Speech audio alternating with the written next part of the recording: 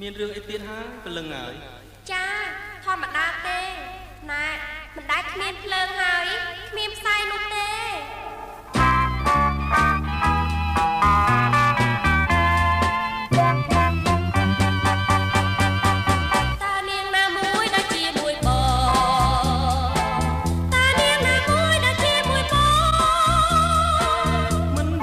សងណាស្រលូឡោ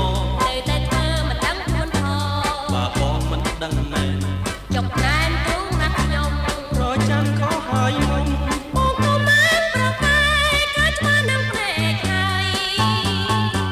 មិនមែនទេអូនស្ដាប់បងសិនស្ដាប់បងសិនកុំទាន់តែក្តៅ